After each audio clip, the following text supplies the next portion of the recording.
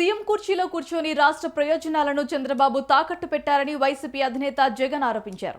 నెల్లూరు, రాయలసీమ ప్రజలకు చంద్రబాబు విలన్ గా మారారన్నారు. ఇలాంటి చరిత్రహీనులు దేశంలో ఎవరూ లేరని ఆక్షేపించారు.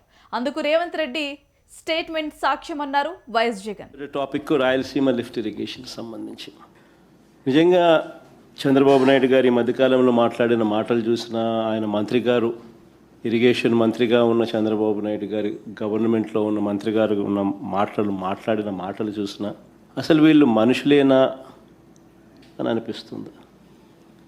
ఎందుకంటే ప్రతి మాట రాక్షసులను గుర్తు చేస్తుంది.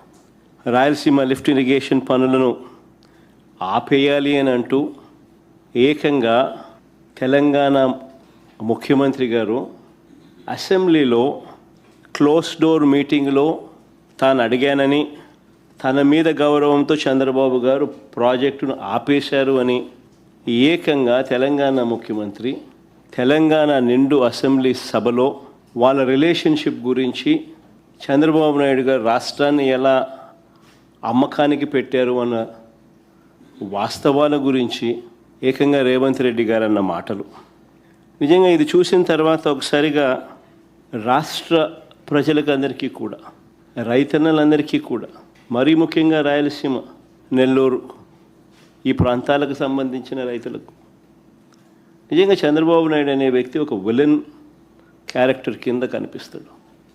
ఆ కుర్చీలో చంద్రబాబు నాయుడు గారు ముఖ్యమంత్రిగా కొనసాగుతూ తన సొంత రాష్ట్రాన్ని ఏ రకంగా తాకట్టు పెట్టాడు,